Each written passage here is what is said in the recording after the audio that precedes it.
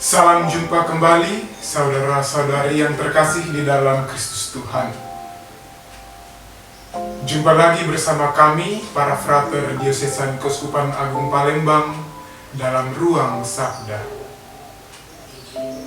Pada kesempatan ini, saya, Frater Basilius Klobor, akan membawakan renungan Minggu Prapaskah yang kelima. Saudara-saudari yang terkasih, bacaan-bacaan pada hari ini memberitahukan kepada kita bahwa di dalam situasi apapun yang kita hadapi, entah dalam situasi duka, entah dalam situasi suka, Allah tetap memberikan dirinya sebagai suatu oase rohani bagi kita, sehingga kita dapat melangkah dengan penuh keyakinan untuk menyambut Tuhan yang bangkit. Nabi Yesaya dalam bacaan pertama memperlihatkan bagaimana Allah dengan sukarela, dengan penuh kasih yang tanpa batas, selalu menyediakan air kesegaran bagi umatnya, meskipun umatnya berada dalam suatu situasi padang gurun, atau situasi di mana umatnya sangat sulit untuk merasakan kenikmatan atau sukacita di dalam hidupnya. Dalam bacaan kedua, Rasul Paulus memberitahukan kepada kita bahwa setelah mengenal Kristus Tuhan, dia menganggap segala sesuatu yang sudah diperolehnya selama ini hanyalah sebagai sampah, sesuatu yang tidak berguna. Karena apa? Semuanya itu sudah dilengkapi karena pengenalan akan Kristus. Tetapi Rasul Paulus tidak berhenti sampai kepada suatu pengenalan. Tetapi yang penting, bagaimana Rasul Paulus selalu mencoba berusaha dalam dinamika kesehariannya untuk semakin memperdalam hubungannya dengan Kristus Tuhan yang sudah dikenalnya itu. Dalam bacaan Injil, Rasul Yohanes kembali mengetengahkan bagaimana kasih Kristus yang tanpa batas. Yesus mengatakan kepada perempuan yang kedapatan berbuat zina, "Aku tidak menghukum engkau. Pergilah dan jangan berbuat dosa lagi mulai dari sekarang."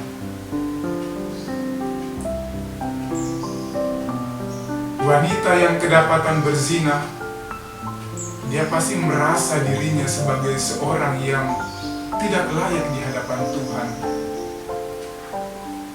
Dia pasti merasakan dirinya sebagai seorang yang berada dalam fase padang gurun, atau fase di mana dia sama sekali tidak memperoleh kebaikan. Yang pertama dari dirinya sendiri yang telah berbuat dosa. Yang kedua berasal dari orang-orang yang mengucilkan dirinya, orang-orang yang mau menghukum dirinya karena dia yang berbuat dosa. Tapi ketika dihadapkan pada Tuhan, Tuhan justru mengampuninya. Dia tidak menghukumnya, bahkan dia kembali merangkul wanita yang berdosa dan menasihati agar wanita itu tidak berbuat dosa lagi setelah pertama-tama dosanya sudah diampuni. Saudara-saudari yang terkasih, sebagai seorang pengikut Kristus, untuk melakukan kasih itu bukan sesuatu yang gampang. Kita bahkan dituntut untuk mengasihi musuh-musuh kita, untuk berdoa kepada orang, untuk orang yang berbuat jahat kepada kita. Tapi itulah esensi dari iman kita kepada Kristus yang mengajarkan kasih, yang memberikan kasih tanpa batas. Terkadang ketika kita ingin mengikuti Kristus, kita akan jatuh dalam dosa. Dan bahkan mungkin dosa yang sama yang kita tahu bahwa itu berdosa, tetapi kita tetap melakukannya. Tapi ingat, setiap kali kita melakukan dosa, Kristus dengan Roh Kudus-Nya mengarahkan hati kita untuk memiliki rasa sesal atas dosa-dosa itu. Dan mungkin ketika kita berada dalam rasa sesal, di situ kita berada dalam suatu situasi di mana kita berada dalam padang gurun.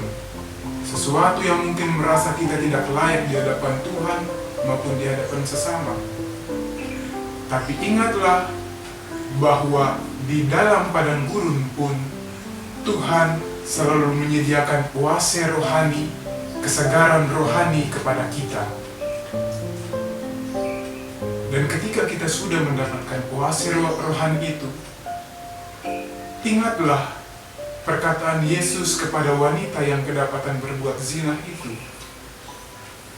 Pergilah dan janganlah berbuat dosa mulai dari sekarang.